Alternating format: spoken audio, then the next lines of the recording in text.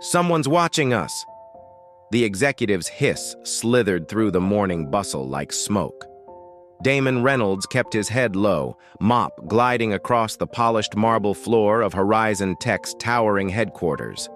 The swish-swish echoed like a heartbeat. He was invisible now, just another janitor. But 3 days ago, this building belonged to him. Damon had commanded these halls as CEO, his signature sealing billion-dollar deals. Now he was watching the empire he built through lowered eyes, seeing what power had hidden. The sideways glances, the muffled laughter, the doors that quietly shut whenever he approached with his bucket. A tremor rippled through his hand, tightening around the mop handle. Click, clack. Executives strode past, souls caked with grit, scarring the floor he'd just cleaned. One brushed his shoulder, hard, without so much as a glance. Damon stumbled, and his ID badge slipped free. It skittered across the marble like a fallen secret. For a flash, the badge glared in the fluorescent light. CEO credentials, unmistakable. "Hey, you!" A voice cracked like a whip. Damon froze. His pulse thundered. He bent slowly, fingers hovering over the badge, knowing the next 2 weeks would unravel a truth so dark, so calculated, it would leave him shaken and change everything he thought he knew about Horizon Tech. Horizon Tech glistened in the heart of San Francisco's booming tech corridor, a monument to progress, wealth, and ambition. 15 years earlier, Damon Reynolds had built it from nothing, soldering circuits in his garage until his vision roared into a publicly traded empire of 5,000 employees. Industry magazines hailed Horizon as a diverse workplace and best culture winner. Plaques lined the marble lobby where Damon S. owned journey, from broke college janitor to celebrated black tech visionary, was framed as the crown jewel. But behind the shine, the cracks were widening. The morning sun pierced the glass walls of the executive boardroom, washing over Damon as he studied the quarterly report glowing on his tablet. His brow tightened, his jaw set. "These numbers don't make sense," Damon muttered, laying the tablet flat on the glossy table. "Turnover is up 32% this quarter, and it's our minority employees who are leaving the fastest." Lisa Chen, the CFO, shifted uneasily. "The costs alone are staggering. Every lost senior engineer bleeds us nearly $180,000. Across the table, Taylor Whitman leaned forward, voice smooth, suit immaculate, salt and pepper beard carefully manicured to perfection. He radiated authority. "We launched 3 diversity initiatives this quarter. The numbers look excellent. On paper." "Paper doesn't tell the whole story." Damon's stare locked on Taylor, sharp as a blade. "People don't abandon good jobs without a reason." Sophia Patel, HR director, cleared her throat delicately. "Exit interviews mention culture fit, growth opportunities. Safe answers, really." Damon tapped the table, each knock echoing like a gavel. "We're missing something. Something big."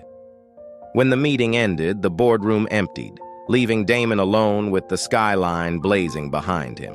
The glass reflected a man who built a kingdom, yet his gut told him someone was tearing it apart from the inside. Damon opened the anonymous employee review portal on his laptop, scrolling past the polished public comments. "Innovative, progressive, best place I've ever worked." But when he filtered for employees who had left in the past 6 months, the mask slipped. "Great benefits, but advancement depends on who you know, not what you know. Brilliant, diverse teams, but credit flows only one way. 2 companies exist here, the one in the recruiting brochures and the one you actually work in." Each line hit Damon like a stone.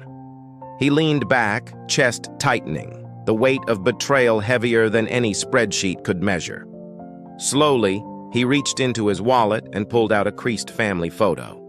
His grandmother in her domestic uniform, his mother in her nurse's scrubs, and himself, a little boy squeezed between them. Women who had scrubbed, sacrificed, and endured, teaching him that true leadership meant seeing what others refused to see. Something was festering inside Horizon, something reports couldn't capture, but people lived every day. Buzz. His phone lit up. Project Nexus Review, 11 a.m. Damon straightened his tie, shoulders squared. If the numbers lied, perhaps the people would reveal the truth.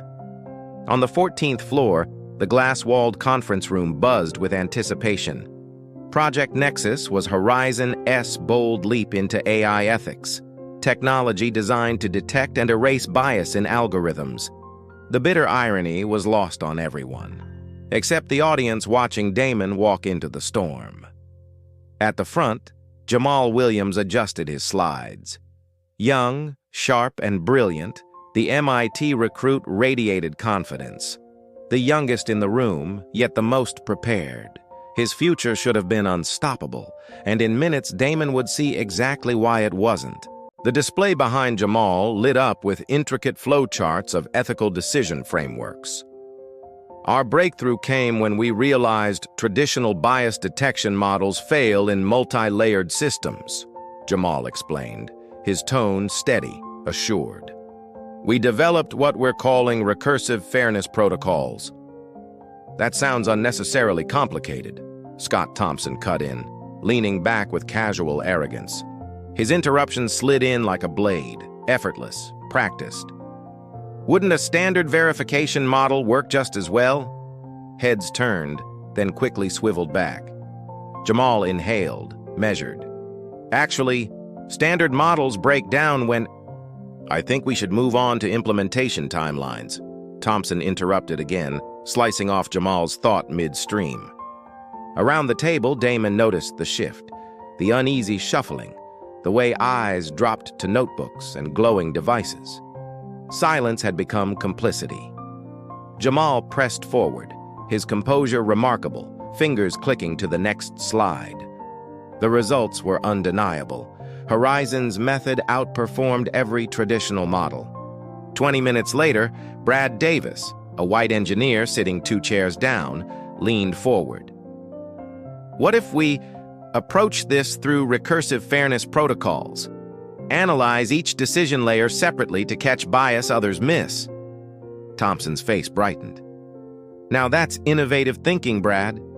Exactly the kind of outside-the-box approach we need. The words hung in the air like a slap. Jamal's face betrayed nothing, but Damon saw it. The tight curl of fingers pressing into the table, the jaw set just a fraction too hard. Several team members exchanged glances, their silence screaming what no one dared voice. Damon's collar burned hot. There it is, the pattern, alive, breathing, poisoning his company. When the meeting ended, Jamal quietly gathered his materials. A coffee-stained copy of his original proposal remained on the table, abandoned, as colleagues filed out, avoiding his eyes. In the hallway, 2 engineers whispered, "Happened again. 3rd time this month. Did you see the project assignments?" All the advancement track projects went to Thompson's favorites. Inside the empty room, Jamal lingered. His confident stance was gone, shoulders sagging with invisible weight. Yet as he scribbled notes in the margins of his proposal, a different fire glowed beneath the defeat.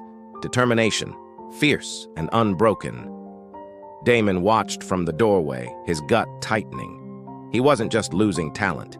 He was watching brilliance get buried alive.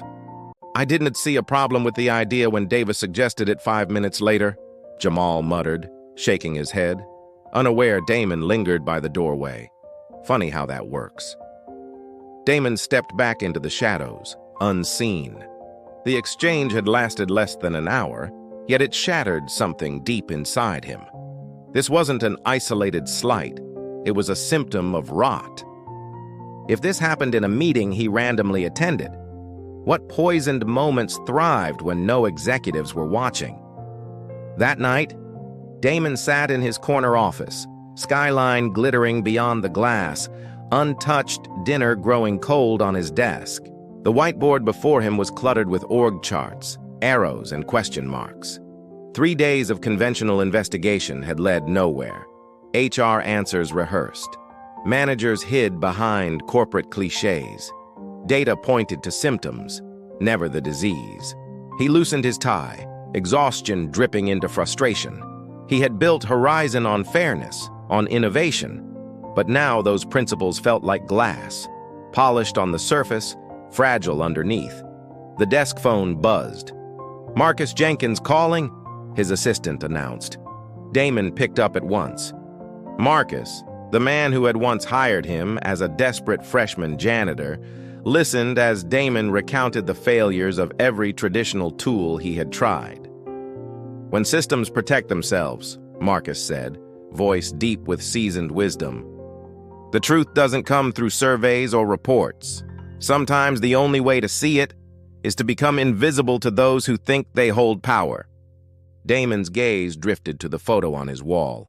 Himself at 20, mop in hand, sweat on his brow. His younger self stared back at him, daring him to remember.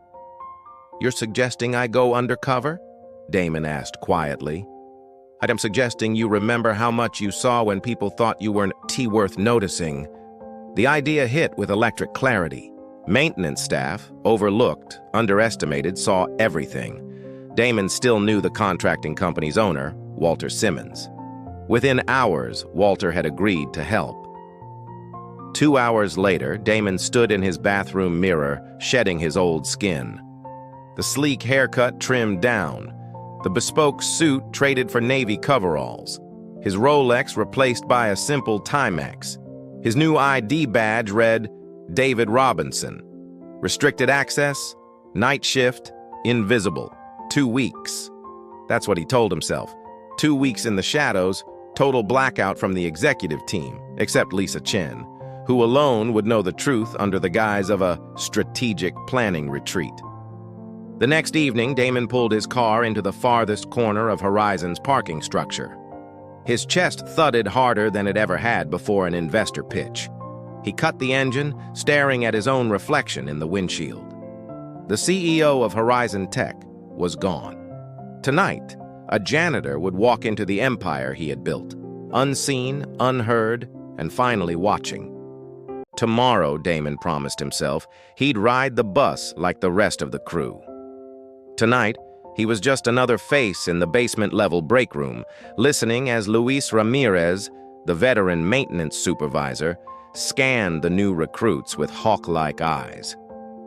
"3 rules," Luis announced, voice carrying the authority of years in the shadows. 1. You're invisible until something's wrong. 2. Everything gets documented in the log. 3. We look out for each other, because no one else will. Damon nodded with the others, but he caught it. The way Luis's gaze lingered on him, searching. Something about Damon's presence didn't quite fit. Orientation rolled on. Safety drills, zone assignments, procedures. "Robinson, you've got floors 12 through 15. Luis handed Damon a clipboard.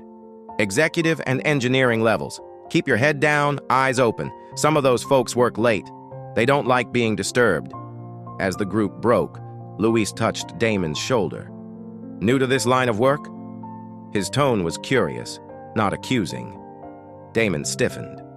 "Is there a problem with my paperwork?" Luis shook his head, faint smile tugging his lips. "No, just noticed. Your hands. Not calloused enough yet. Don't worry, you'll learn. Just remember this. In this job, invisibility's a superpower. You see everything, while no one sees you." The words landed heavy. That night, mop in hand, Damon practiced the rhythms Luis had demonstrated. The weight of the handle pressed into his palms like both punishment and privilege. He had built a billion-dollar company, yet somehow missed the truths that pulsed beneath it. By 8 p.m., Damon's arms ached with unaccustomed labor. The engineering floor was mostly empty, lit by the pale glow of late-night screens. He moved quietly, trash bin by trash bin, all the while cataloging names to roles, faces to charts. At Jamal Williams's desk, Damon noticed orderliness, precision. Awards lined neatly along the shelf. A single framed photo of an elderly woman, grandmother most likely, stood beside them, a quiet reminder of why he worked so hard. "Excuse me?" Jamal's voice startled him. The young engineer stood nearby, still at his desk. "Could you get the recycling bin too? Sorry to add to your work." Damon dipped his head, voice even. "No problem. Thanks, man. I appreciate it." The words carried genuine respect, the kind executives rarely showed service staff. Damon felt a pang in his chest. As he pushed his cart toward the conference rooms, low voices drifted from Thompson's office. He slowed, careful. "Just need to simplify Williams's approach. He overthinks everything. Typical academic mindset versus practical application." Another voice chimed in. "Should we include him in Thursday's client presentation?" Silence. Then Thompson. "Have him prepare the materials. But the presentation team stays streamlined." Damon gripped the cart handle tighter, the fluorescent lights above flickering cold. The brilliance was being siphoned, stolen, buried. And for the first time, he realized Luis had been right. Invisibility wasn't just survival, it was power. "We need our strongest communicators." Damon's rag swept slowly across the polished table, his ears sharper than his movements. Every careless word executives dropped around him became data, each one another thread in a web of redirected credit and stolen visibility. On the executive floor, invisibility was absolute. He was no longer Damon Reynolds, CEO, just a body in coveralls. Men and women with six-figure salaries strolled past him mid-call, discussing sensitive deals as if the janitor were furniture. While cleaning the glass wall of a conference room, he paused just long enough to hear Taylor Whitman, VP of Operations, addressing two department heads. "The diversity metrics for the quarterly report look excellent," Taylor declared, gesturing at the screen. "Minority hiring is up 18% across all departments. Retention remains challenging," one manager noted cautiously. Taylor's reply chilled Damon's blood. "Some attrition is expected, even beneficial. We need people who thrive in our culture, not those looking for special accommodations." Later, in Taylor's office, Damon quietly emptied the trash when a notebook caught his eye. On the open page, development tracks, columns of names, managers assigned. A pattern leapt out like poison. Minority employees disproportionately funneled under supervisors like Thompson, branded with a cryptic notation, RT. Before Damon could study further, the door clicked open. Taylor strode in. Damon muttered an apology, lowering his gaze. "Just finish quickly," Taylor said flatly, snapping the notebook shut without looking at him. The weight of Damon's maintenance badge dragged heavy against his chest. For the first time, he felt what his employees must have felt. Powerless, unseen, locked into roles assigned by others. By the third night, the patterns were undeniable. In HR's offices, performance reviews lay scattered across desks. Damon's trained eye spotted it immediately. The coded language. Aggressive, ambitious. The words applied differently depending on the background of the employee. Promotion paperwork revealed the rest. Candidates with equal qualifications and tenure were advancing or stagnating based not on merit, but on manager and identity. His mop trembled in his hand. This wasn't unconscious bias. It was systematic. Later, in the quiet of the maintenance break room, Luis sat beside him, sliding over a foil-wrapped tamal from his lunchbox. "You're catching on quick," Luis said, eyes sharp with recognition. Most new guys take longer to find their rhythm. Damon managed a faint smile. "I'm a fast learner," but inside his mind was roaring. "And I've seen enough to know this sickness runs deeper than anyone realizes. Been noticing some things about the different floors," Damon said carefully. Luis smirked knowingly, leaning back with his tamal in hand. "We all do. 15 years here, I could write a book about who treats people right and who pretends they're kings." Sarah slid into the break room chair, setting down her thermos. She handled the marketing floor, and her laugh carried the sharpness of someone who'd seen too much. "You're covering engineering and executive floors, right?" she asked. Damon nodded. "Then watch out for Thompson. That man leaves accidental messes on purpose, crumbs, spilled coffee, just to see if we clean up properly. Thinks testing janitors is his contribution to leadership." Luis chuckled darkly. "You know who surprised me? That kid engineer, Williams. Always nods hello, knows my name, even asked about my son's college apps once. Most people in his position don't even notice we exist." As the conversation unfolded, Damon realized something powerful. The maintenance team carried a hidden map of Horizon's soul. They knew who gave respect, no matter the audience, who wore two faces depending on the crowd, and who created pointless work just to prove dominance. "How do you deal with it?" Damon asked softly. "Being invisible most of the time?" Luis shrugged, but his eyes gleamed. "We see things they never will. There's power in that too." The words stayed with Damon long after. On the fifth night, his disguise almost cracked. In the innovation lab, Damon found Jamal alone, hunched over a prototype, circuits, wires, notebooks scattered like battlefield plans. Sweat glistened on his forehead under the harsh light. "Don't mind me," Damon said, staying in character as he hauled trash bags. Jamal looked up, tired but warm. "No problem. Actually, could you give me a hand moving this workbench? Too heavy for one." Together, they pushed the steel frame across the floor, muscles straining. When finished, Jamal grabbed 2 bottled waters from the lab fridge, offering one without hesitation. "Thanks, man, I'm Jamal." "David," Damon replied, the false name burning heavier each time he spoke it. "You're new, right? How's it going so far?" Jamal asked, casually, without judgment. That small gesture, basic dignity from a young black engineer swimming against the current, hit Damon harder than any executive's cruelty. His throat tightened. Here was someone struggling inside a system stacked against him, yet still offering kindness to a man he believed stood lower. And for Damon Reynolds, former CEO turned invisible janitor, the moment nearly shattered his resolve. If men like Jamal could hold on to decency while buried under inequity, then Damon's silence would be the real betrayal. Damon hesitated, steadying his breath. "It's eye-opening," he admitted carefully. Before Jamal could respond, the lab door swung open. Thompson's voice cut through the room like a whip. "Williams, the prototype should have been documented by now." His eyes flicked to Damon, narrowing instantly. "And maintenance staff are not permitted in secure lab areas during work hours. I asked him to help me move equipment," Jamal explained, calm but firm. Thompson ignored him, stepping closer, his stare pinning Damon. "Finish your work and move along.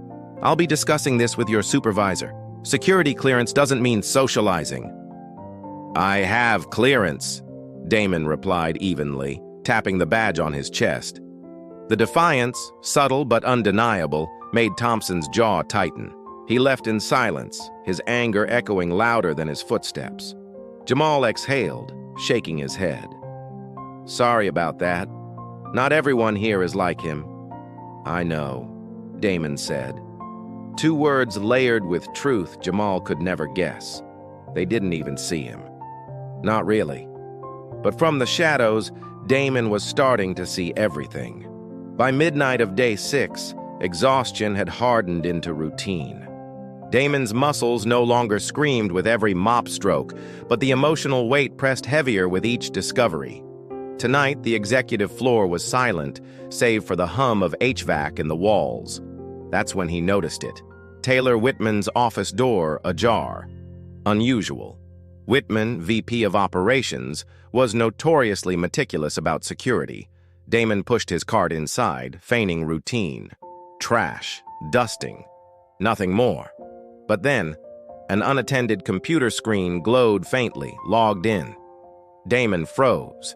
Every instinct screamed walk away, yet the opportunity pulsed like a live wire in front of him. His hands trembled as he set his spray bottle aside and moved behind the desk. The subject line of the open email hit him like a punch. Development Program Revisions. He skimmed quickly, his breath catching with each line. All high-potential diverse candidates should complete 8 months under challenge managers before promotion consideration. Standard track candidates can proceed with 4-month rotations. Use acceptable performance notes, communication issues, cultural fit concerns. These won't trigger HR flags. Public criteria remain unchanged. Refer to the internal matrix for actual advancement decisions. It was all there. Systematic, deliberate, hidden beneath the glossy language of metrics and culture. Taylor's email ended with a chilling reminder. As always, this communication should remain within our leadership circle. Damon's pulse thundered in his ears. His mop handle felt like a weapon now, not against dirt, but against the polished machine of deception he had once called his company. Taylor's email had confirmed Damon's worst suspicions. This wasn't bias at the edges, it was engineered obstruction. A quiet system, deliberate and cruel. His hands shook as he slipped his phone from his pocket, angling it carefully. Click, click. The glowing screen froze forever in his gallery. Still, it wasn't enough. He dove deeper into Taylor's open folders, heart hammering with every scroll. Then he saw it. Talent Development Matrix. The spreadsheet spread out like a confession. Names, color-coded. One path, standard, fast-tracked, privileged. Another, diversity, dragged through extended timelines and hoops designed to look like fairness. And there, like a knife to the ribs, Jamal Williams, high potential, extended assessment, assigned, Thompson, notes scribbled in clinical detachment, technical skills, excellent. Leadership readiness requires extended evaluation, the sound of footsteps. Damon barely had time to shut the file, grab his rag, and duck back to his cart before Taylor entered, phone pressed to his ear. Maintenance, Damon muttered, scrubbing a spotless table like it was routine. Taylor froze, frowning. I didn't request cleaning now. Come back later. Schedule says executive offices tonight, Damon replied smoothly, eyes down, gathering supplies. Taylor lingered, suspicion flaring, before turning back to his call, voice dropping as he disappeared into his office. Damon slipped out, his pulse hammering in his ears. Only when he hit the hallway did he dare check his phone. The photos were there, clear, damning. By 2 a.m., in the flickering light of the maintenance break room, Damon scrolled through the images again. Emails, spreadsheets, the coded machinery of discrimination. The weight of proof sat heavy in his pocket. Luis entered, coffee mug in hand. Rough night? Damon locked his screen fast. Just tired. Luis gave him a long look. Something on 12 happened. Thompson reported you for being in restricted areas. Damon stiffened. I have clearance for every floor I'm assigned. I know, Luis said. He poured coffee, casual but watchful. I told him you're one of my best new guys, but watch yourself. Thompson likes making problems for people who can't fight back. The irony cut Damon to the bone. Here he was, billionaire founder, trapped in the role of a powerless man, shielded only because another invisible worker had stepped up for him. Thanks for having my back, Damon said, meaning it. Luis studied him. You remind me of someone. Can't put my finger on it. Damon forced a small shrug. Just one of those faces. Hours later, parked in the far corner of the employee lot, Damon reviewed the stolen proof again. The truth seared into him. Horizon hadn't just drifted from his vision. It had built an entire shadow system, slick, polished, and poisonous, under his watch. And now he was the only one who could burn it down. 2 badges lay side by side on the passenger seat of Damon A.S. car, his sleek executive ID and the scuffed maintenance one. Same photo, same man. Yet 2 entirely different realities, one that opened every door and one that rendered him invisible. Tomorrow would be the last day he lived in the shadows. The boardroom buzzed with low conversations as Horizon's leadership gathered. CFO Lisa Chen sat calm and unreadable at the head of the table, her hands folded neatly, her silence deliberate. "Where's Damon?" Taylor Whitman muttered, glancing at his watch. "His so-called retreat ended yesterday." "He'll be here," Lisa said flatly. At exactly 9 a.m., the door opened. Conversations died, heads turned, and then came the shock. A man in a maintenance uniform pushed in a cleaning cart, wheels squeaking across polished floors. "Excuse me," Taylor snapped, irritated. "This is a private—" The worker lifted his head. Gasps rippled around the room. "Actually," Damon Reynolds said, his voice low and commanding, "I called this meeting—" The room froze.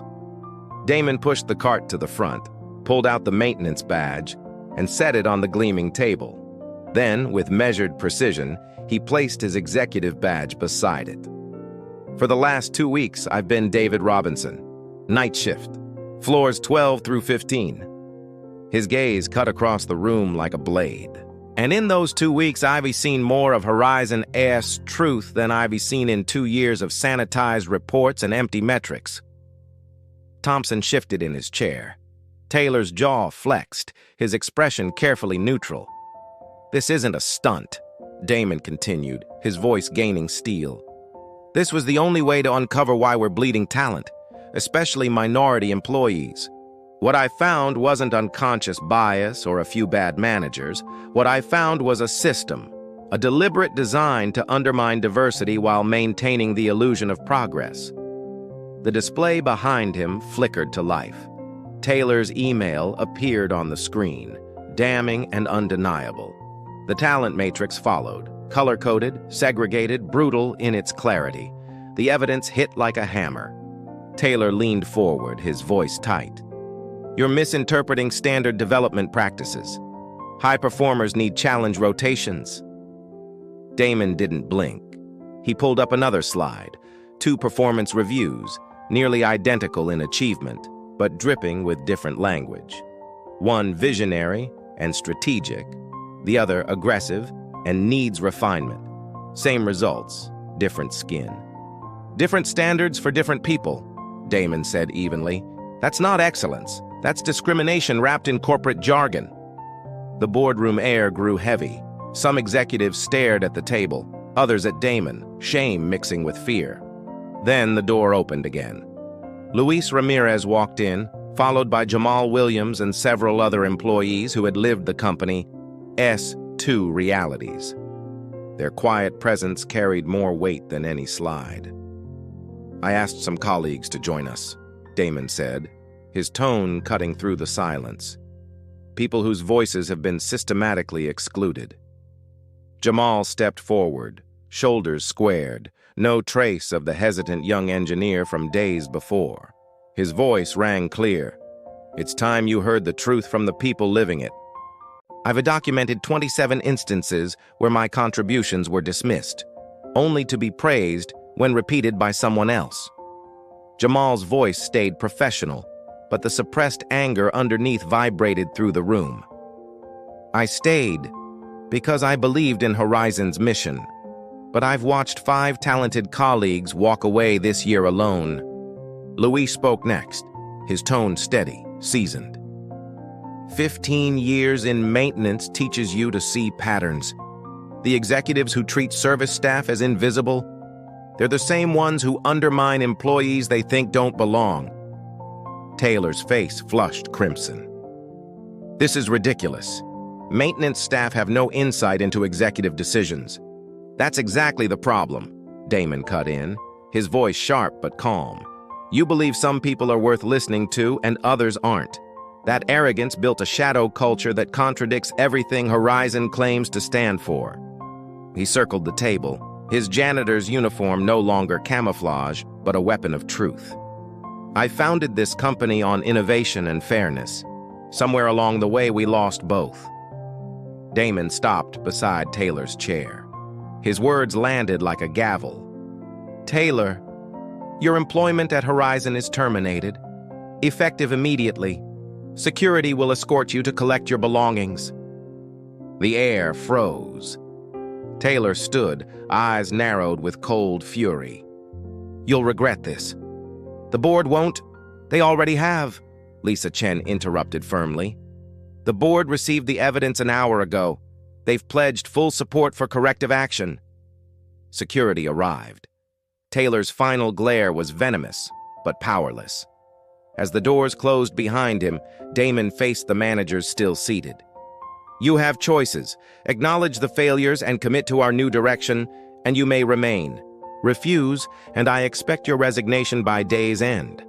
Silence weighed heavy until Damon held up 2 ID badges. 2 badges, 2 different experiences of the same company. Starting today, these must represent only different jobs, not different levels of respect, opportunity, or belonging. Later, Horizon's largest hall overflowed with employees, maintenance staff beside engineers, finance beside marketing. The air hummed with tension and hope. Damon stepped on stage in a suit, but his maintenance badge hung proudly beside his executive credentials. "Over the past week, you've heard rumors. Today, I want transparency." He laid it bare: the discriminatory systems, the false meritocracy. "Some of you lived these barriers, some unknowingly benefited, others knew and felt powerless to act. That ends now." A slide flashed. Horizon reset. Damon detailed reforms: transparent promotion criteria, blind reviews, restructured management, new accountability channels, and targeted training to unmask hidden bias. Skepticism flickered across faces. Damon addressed it head-on. "You've heard promises before. This time, results are tied to executive compensation, including Lisa's and mine." Murmurs spread. This had teeth. Lisa joined him, revealing metrics: promotion velocity, equitable credit distribution, assignment balance. Not just aspirations, benchmarks. Damon gestured to the side. Luis Ramirez walked out, joined by colleagues across departments. "I'm establishing a new Ethics and Culture Council, reporting directly to the board. Luis will chair it." Gasps rippled. A maintenance supervisor elevated to governance. Symbol became power. Then Jamal Williams stepped forward. "And I'm proud to announce our Innovation Fairness team, led by Jamal. His group will ensure credit and opportunities flow where they belong." Jamal's words cut clear. "Every company talks about meritocracy. We're building it for real." Applause swelled, hesitant at first, then thunderous. Finally, Damon lifted a prototype badge. "Next week, all Horizon IDs will be redesigned. Standardized access by role, not title. No more hidden doors." He unclipped his own janitor's badge, placed it in Luis's hand, and pinned on the new one. The room erupted. Cheers, tears, catharsis. For the first time in years, Horizon felt like the company it claimed to be. The visual hierarchy that once divided us disappears with this change. Damon's words echoed as the town hall gave way to hours of dialogue. What began with skepticism blossomed into cautious optimism, then into genuine engagement. Employees asked questions, proposed solutions, and for the first time in Horizon's history, executives listened directly to every voice in the room. Invisible walls began crumbling before everyone's eyes. When the session ended 3 hours later, Damon found himself surrounded. Maintenance staff, junior analysts, senior engineers, all speaking with a newfound boldness. Conversations that had once required closed-door approvals now unfolded openly in the middle of the room. Horizon's culture was already shifting. Through the crowd stepped Scott Thompson. His jaw was set, his eyes restless, but something in his posture had softened. "I've been reflecting," he said stiffly. "I didn't think of my management style as discrimination. I believed I was maintaining standards." "That's how systemic problems survive," Damon replied, voice calm but edged with gravity.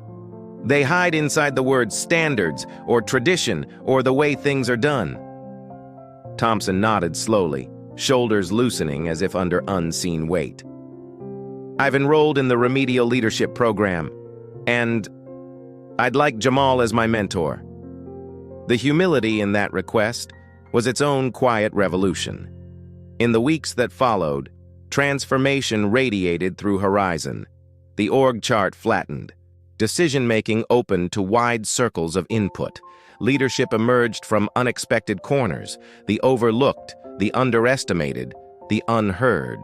Most striking was the innovation attribution system. Every idea was tracked from spark to implementation, ensuring credit stayed with originators. Within a month, hidden patterns emerged, confirmation of what employees had whispered for years. During the first open project review under this new system, Damon sat silently at the back of the room. At the front, Jamal led a diverse team with the confidence of someone no longer fighting to be heard. When questions arose, he redirected them to the team members responsible, shining light on voices that had too often been left in shadow. The dynamic in the room was unmistakably different. New ID badges now hung from lanyards across the building. Visually identical, they symbolized not rank, but belonging.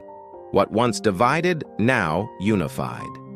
Damon's earlier words had become living practice.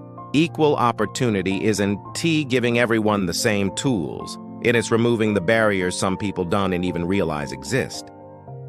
6 weeks later, Horizon's reset was no longer rhetoric. It was routine. Metrics confirmed the shift. Faster promotions for overlooked groups, fairer project assignments, balanced credit distribution. But beyond numbers, the hallways felt different. Teams laughed across departments, conversations crossed old divides, collaboration replaced caution. 3 months later, Horizon's transformation crystallized. The engineering floor buzzed with unforced energy. In a glass-walled project room, Jamal guided a diverse team through final testing of Project Nexus. The very AI ethics framework once dismissed in silence was now Horizon's flagship initiative, drawing global attention. The recursive fairness protocols are outperforming every benchmark, Jamal explained, pride shining as he gestured to the screen. Around the table sat engineers, marketers, lawyers, and 2 members of the maintenance staff. Luis leaned forward, pointing to a detail others had missed. Jamal nodded gratefully. "This is exactly why we're succeeding," Jamal said, glancing at Damon in the back. "Because no voice is invisible anymore. The system needs to account for who maintains the AI itself, who literally has the ability to open the black box," Luis said during the Nexus review. That insight completely changed our approach to transparency. He smiled modestly as the room absorbed the weight of his words. When you spend years watching how systems really work versus how they're designed to work, you develop a different perspective. Later that afternoon, Damon sat in the company cafe, tucked quietly at a corner table surveying the new horizon.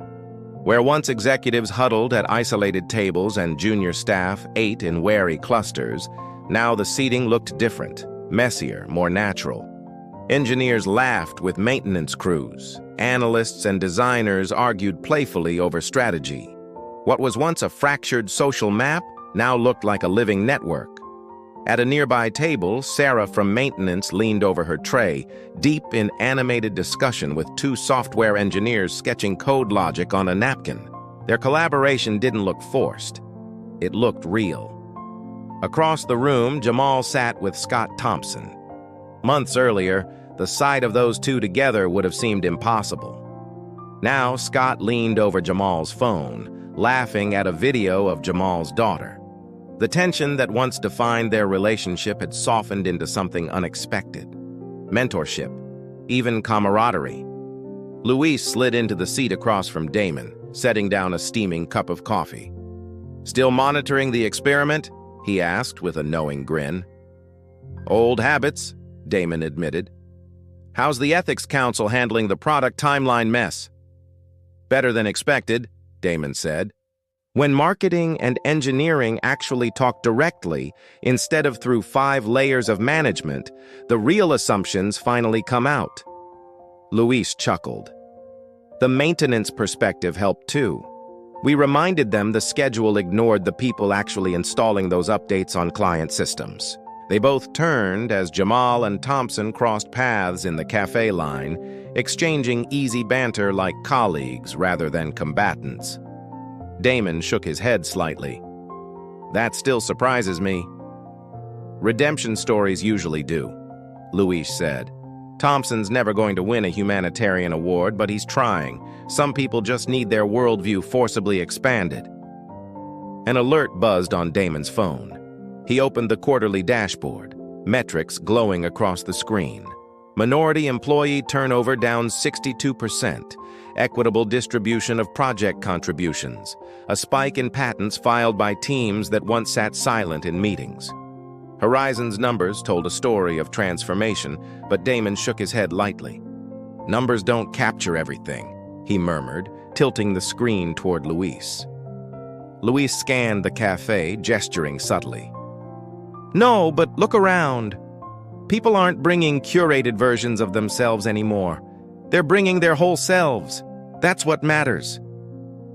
That evening in the product development lab, Jamal worked late polishing the Nexus demo for potential partners. The glass walls that once magnified his insecurities now felt like windows of connection, showing him part of a greater whole. A maintenance worker entered quietly, beginning her evening rounds. Hi, Elena, Jamal said warmly, greeting her by name. She smiled back, surprised but seen. A simple acknowledgement, yet it carried the weight of everything Horizon was becoming. Sorry for the mess. We've been at it all day.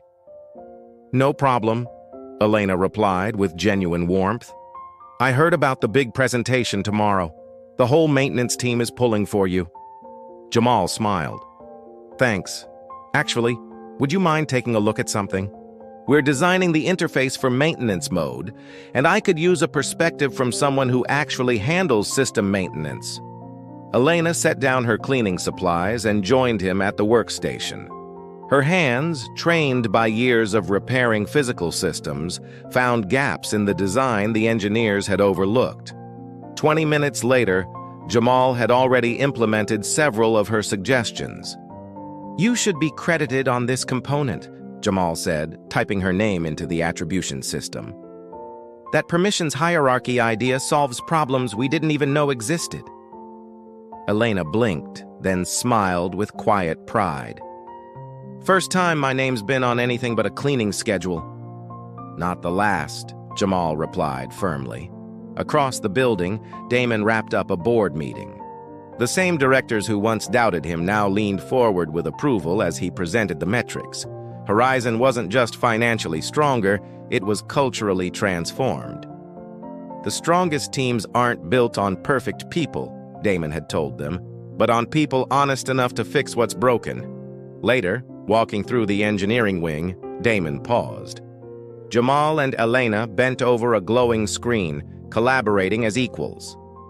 Their identical new ID badges caught the light, small but powerful symbols of what Horizon was becoming. A company where merit outshone title. 1 year later, Horizon Tech celebrated an anniversary unlike any before. No exclusive country club venue. Instead, the central atrium became a shared space for every employee, engineers, janitors, executives, interns. Digital displays highlighted achievements, industry-leading retention rates across demographics, Project Nexus adopted by Fortune 500 companies, recognition with the Technology Ethics Innovation Award.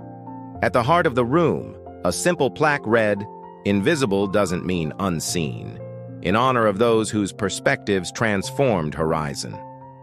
Damon stood quietly, watching executives mingle with junior staff, maintenance crews debating with engineers, and new hires welcomed with sincerity. This was integration, not lip service.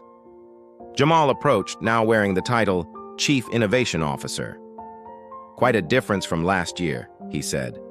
From the outside, we were already a success story, Damon replied, but we were building on a fractured foundation. Luis joined them, now Chief Culture Officer. The board approved the expansion of our attribution system. Competitors want to license it. Imagine that. Credit as a product.